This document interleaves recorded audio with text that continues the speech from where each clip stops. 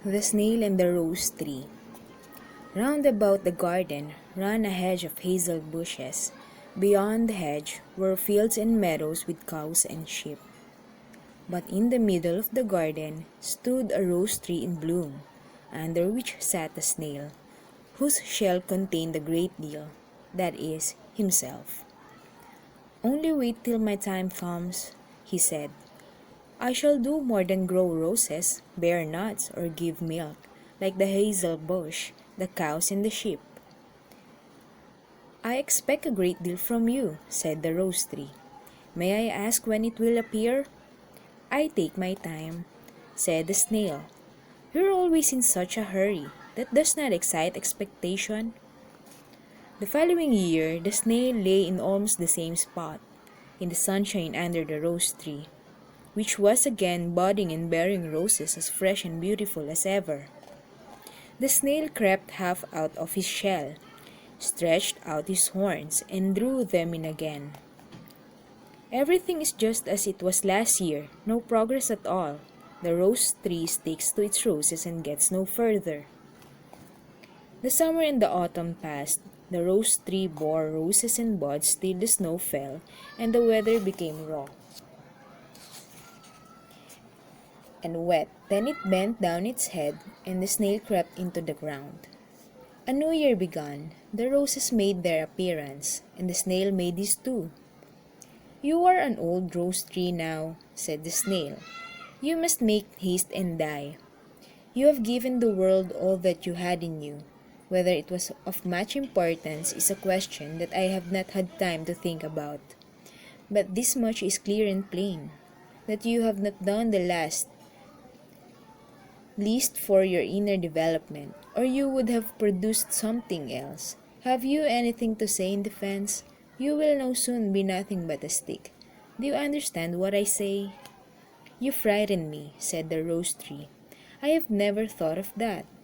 "No, you have never taken the trouble to think at all. Have you ever given yourself an account why you bloomed, and how your blooming comes about? Why just in that way and in no other?"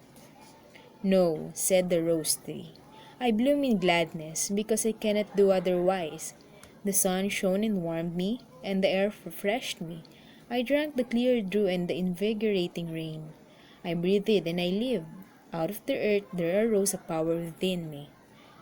Whilst from above I also received strength. I felt an ever-renewed and ever-increasing happiness, and therefore I was obliged to go on blooming. That was my life. I could not do otherwise."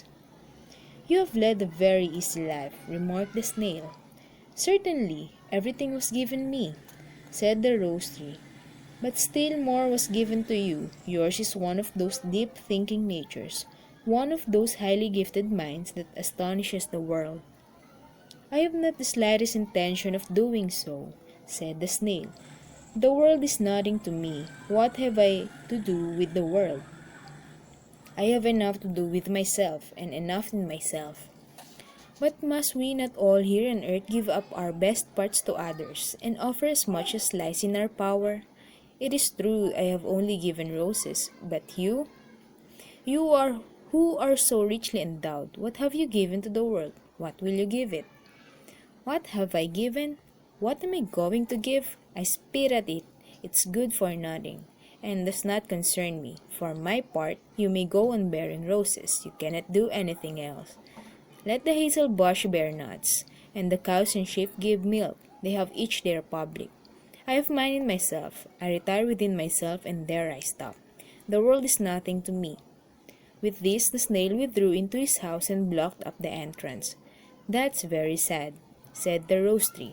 "I cannot creep into myself, however much I might wish to do so.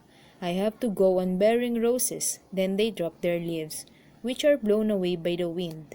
But I once saw how a rose was laid in the mistress' hymn book, and how one of my roses found a place in the bosom of a young, beautiful girl, and how another was kissed by the lips of a child in the glad joy of life. That did me good. It was a real blessing. Those are my recollections, my life." And the rose tree went on blooming in innocence, while the snail lay idling in his house. The world was nothing to him. Years passed by. The snail had turned into earth in the earth, and the rose tree too. Even the souvenir rose in the hymn book was faded, but in the garden there were other rose trees and other snails. The latter crept into their houses and spat at the world, for it did not concern them. Shall we read the story all over again? It will be just the same.